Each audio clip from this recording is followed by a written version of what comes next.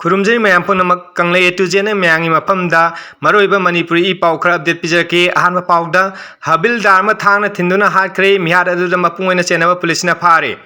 मणिपुरदा मयाई काबदकी वातो असी करीमता हंथदबदौना तौरी हाइबगी असंग खुदम अमो ओइना ड्रग फाबा चटकिबा थवाल डिस्ट्रिक्ट मथौ तौबा पुलिस कमांडोगी हबिलदार अमा मखोइना फारकपा मियोय अमना थांगना थिंदुना हालमलगा चेनखरे ताब यामना नुंगाइतबा थौदोक अदु ngrang numidang pung 9:45 तारकपा द्वाइदा थौबाल पुलिस स्टेशन मनुंग चनबा थौबाल मोइजिंग खांगकोक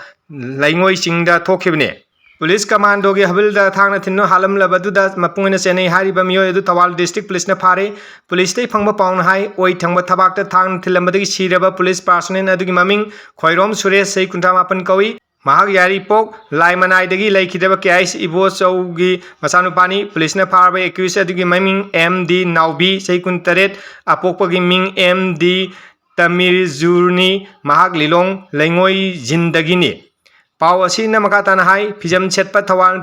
डिस्ट्रिक्ट पुलिस कमांडो की टीम अमना थवाल लैसांग थेमलोमदगी तानरकलगा फार मतुंगदा अतोपा मियोय अमा अमुक फानबगीदमक थवाल मोइजिंग खोंकोप लैंगोई जिन एरियादा संगलखिबने मखोई मयाई काबसिंजाक का मरी लेनना फारगा पुरकपनी मफम अदुदा सिविल ड्रेस चलीबा पुलिस कमांडो की मियोय अहुंगा निंगाई संगदानबगी थौदोक अमा थोरके तंजादो गाड़ी अदु यावरंबा हैजांग अमा लौथोलगा सुरेश की मथबाक थिलमलगा मखोय अनि नानथोकतुना चेनकिबने पुलिस तगी नानथोकतुना चेनकिबा चिंग अदु हौजिंगना फारबा MD नाउबी फाब ngamdriba मोइजिंग Maibam लेकाइदगी MD Salman सै कुंथाइनथोय अपोकपा लाउदिन कवि हाइरि मथंगी पाउदा नागा तरुक फाखिबगी केस मणिपुर लेंगांगना NIA दा सिनरकपर लेट्रे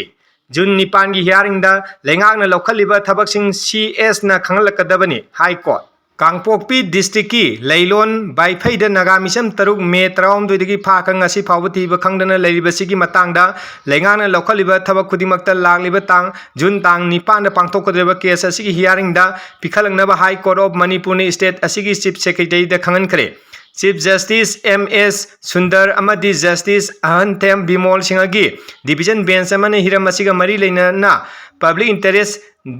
लिटिगेशन IPL अमगी हियरिंग चथरबा मतुंगदा एक्शन टेकन रिपोर्ट पिखलंगनब खंगनखिबने असिदा सुनतना मणिपुर लेंगांगना केस असि NIA दा सिनरे हाइखरगसु हौजिक फावगी न चेरोल अमत्ता पिरकपा लेते हाइना deputy solicitor general of India ना खंगनखरे नागा लॉयर्स एसोसिएशन मणिपुर की प्रेसिडेंट P मार्क खापाइना फाइल तौरपा पिटिशन अदुदा एडवोकेट D जुलियस रियांगमैना पिटिशनर की माइकेदे लेकी हाई कोर्ट ने हियरिंग चथर मतुंगदा पाउमिसिंग उन्नरबदा एडवोकेट जुलियस रियांगमैना हाई नागा मिशन तरुक फाखिबि मतांगना मपुंग फाबा एक्शन टेकन रिपोर्ट अमा पिखलकनबा मणिपुर लेंगा की चीफ सेक्रेटरी ता कोर्ट ने याथंग पिखरे सयोल कयामरुम थीबा खंगदना लेकलबा नागा मिशन तरुक की लेपम खंगहन बिनाबा PIL अदु फाइल तौखिबनी मे 13 की मतुंग तारकपदा फाजिनख्रबा मियोय तरुक अदु हिंगलिब्रा नत्रगा सिख्रबरा हाइना कनामतना खंगबंगमदना लेरी मरम अदुना फाजिनख्रबा मियोय सिंग अदुगी चपचाबा लंगला लंजिन खंगन बिनाबा हाई कोर्ट ऑफ मणिपुर दा PIL फाइल तौखिबने एडवोकेट जुलियस रियांगमैना मखा ताना हाई नागा मिशन तरुक फाजिनखिबगी केस असि नेशनल इन्वेस्टिगेशन एजेंसी NIA दा सिनरे हाइना ममांगदे स्टेट लेंगाना लाउथोखरबसु deputy solicitor general of India ना दी हिरम असिगा मरी लेनना NIA दा वाफम अमता खंगलकपा लेते हाइना फोंदोके डिप्यूटी सोलिसिटर पिना पिखिबा चेरोल अदु हाई कोर्ट ना मयक सेंगना रेकॉर्ड तौदुन लेरी केस असिगी मतुंग तारकपा हियरिंग जून 9 दा सथनबा मतम लेखरे कोर्ट फाइल तौरखिबा पिटिशन अदुगी मतुंगिना मे 13 दा नागा मिशन तरुक ना कोनसाखुल विलेज दा लुहोंगबै थौरम अमा यावरुगा हलकपदा सपर मैना पुलिस स्टेशन की मनुंग चना लेबा लैलोन बाइफैदा खुंजा खरना लंबीदा खामलके फाजिन खरबा मियोइसिंग अदु महिंद्र थार अमदा हाबलगा कम्युनिटी हॉल अमा तमना पुकी मथंगी अयुक्ता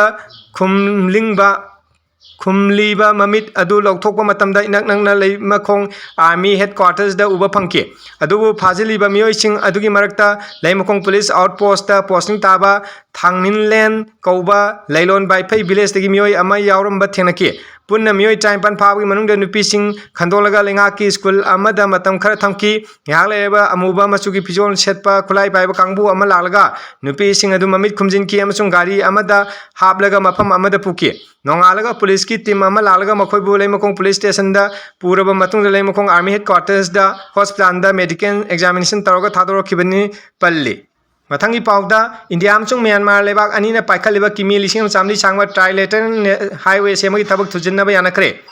थाईलैंड फोंगबा द नेशंस न पब्लिश तौबा रिपोर्ट अमगी मतुंगिना म्यांमार की प्रेसिडेंट मिन ओंग लाइंग ना इंडिया खोंगसत का मरी लेना प्राइम मिनिस्टर नरेंद्र मोदी का न्यू दिल्ली दे उन्नत वारी सानखिबदगा लोइनना लेबा अनि असि हौजी हौजी पाइखलिबा India Myanmar Thailand trilateral highway सेंगत सागतपगी थबकसिंग थुजिलहनबगी लेबा अनि ने यानबा पुरकरे हारि म्यांमार की प्रेसिडेंट मिन ओंग लाइंग अमसुंग प्राइम मिनिस्टर नरेंद्र मोदी की यानबा पुरकिबा वाफमसिंगी मनुना किलोमीटर लिसिंग सामली सांगबा लेबा असिगी अवांग नोंगपोक लमदमदा म्यांमार फावरगा थाईलैंड जौगदोरिबा लंबी असि क्रॉस बॉर्डर ट्रेड चाखलनबा पांडमदा थंबगा लोइनना साउथ ईस्ट एशिया की क्वाइडी मरुओइबा लैंड रूट ओइगदोरिबने प्रोजेक्ट असी म्यांमार पॉलिटिकल की लेताब अमसुंग सिक्योरिटी की खुदोंग चादबा कया लेबना मतम सांगना पंथदुना लाकपा अदु लोइसिनदुना सेंगवा सागतपा हौनबा वारेब लौखिबनी हाइरि पाइखगदबा थबा असी हेना थुजिलनबगदम लेबा अनि की मरक्ता यानखिबनी Myanmar president Min Aung lying की इंडिया खोंगसत असी सही असी एप्रिल थादा पांगथोखिबा मिखलदा माई पाकलबा मतुंग इहान हानबा ओइना मपाल लमगी खोंगसत इंडिया दा लाखिबने